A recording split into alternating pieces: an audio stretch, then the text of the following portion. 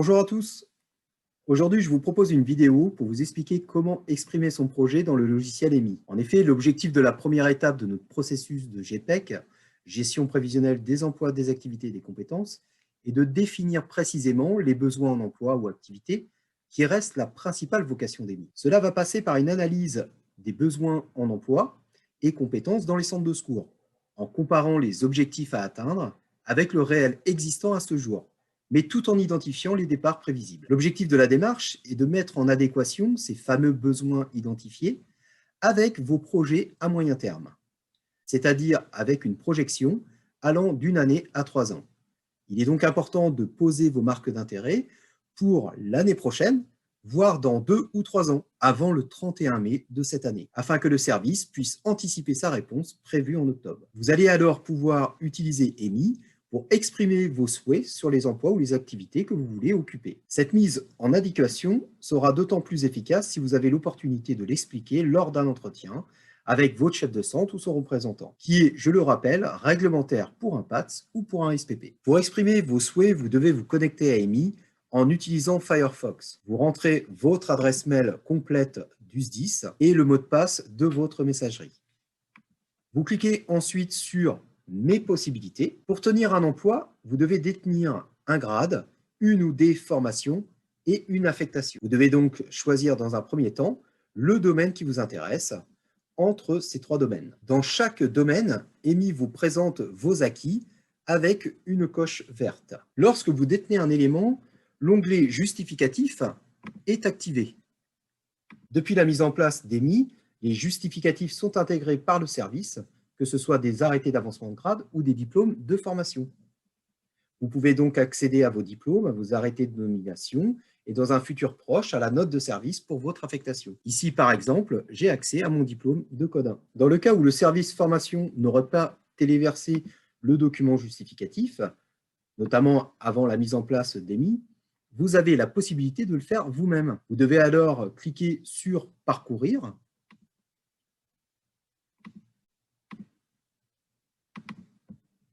Vous faites un double clic sur le document et vous cliquez sur « Envoyer ». Et dans chacun de ces itinéraires, des éléments vous seront suggérés, en plus de ceux que vous détenez déjà, en fonction de votre profil et de votre affectation. Comme par exemple ici, EMI me suggère le code 2, car mon centre de secours a un CCF, ou une autorisation de conduite échelle qui correspond aux moyens aériens de mon centre de secours. Si vous souhaitez visualiser l'ensemble des éléments de l'itinéraire, vous pouvez cliquer sur le pictogramme en forme d'œil et des éléments qui ne sont pas suggérés par le service apparaissent alors.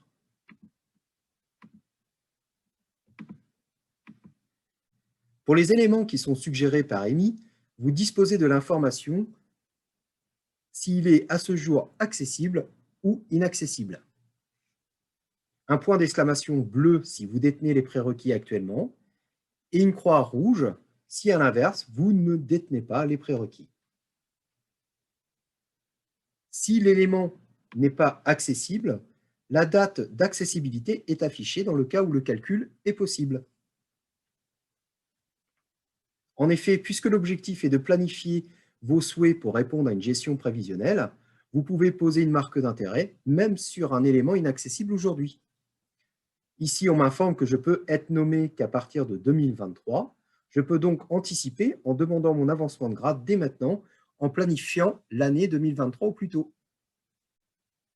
Si par exemple, vous souhaitez faire part de votre motivation de progresser dans la spécialité de sauveteur aquatique, vous pouvez réaliser une demande de SAF 2 pour l'année prochaine, mais d'ores et déjà pour le SAF 3 pour dans 2 ans.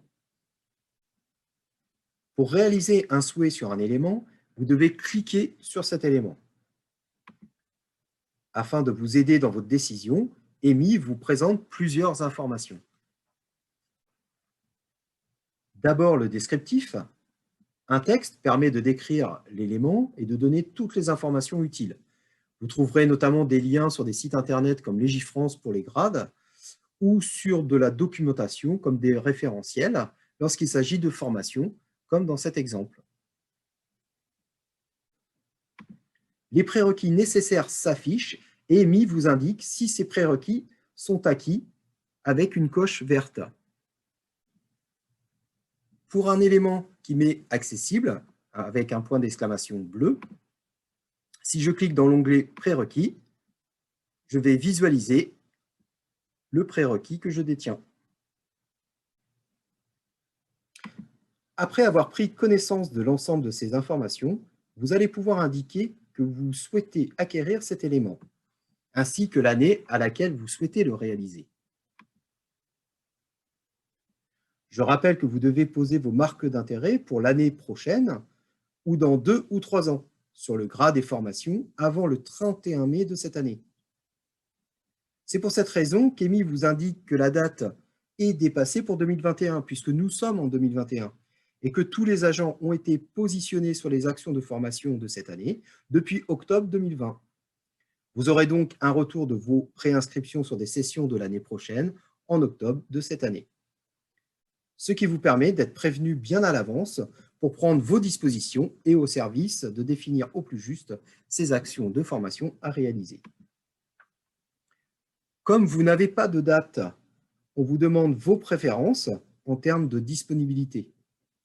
En semaine, en samedi, est-ce que c'est au premier semestre ou au second semestre?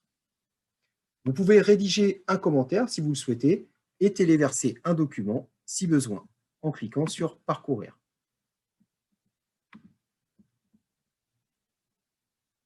Ensuite, vous enregistrez votre demande. Votre chef de centre aura pour mission de donner un avis sur vos demandes et donner un ordre de priorité le 15 juin ou plus tard, avant que le groupement RH Formation apporte à son tour une réponse optimisée en élaborant ces différents plans qui sont le plan de formation pour tous les statuts, le plan d'avancement de grade seulement pour les SPV dans l'immédiat, et prochainement le plan annuel de mobilité pour les PATS et les SPP. J'ai terminé cette présentation de ce module Mes possibilités. Si vous avez des questions ou nous signaler des anomalies, vous pouvez nous en faire part sur la boîte mail emi@dis22.fr tout en prévenant votre chef de centre ou référent formation de votre centre.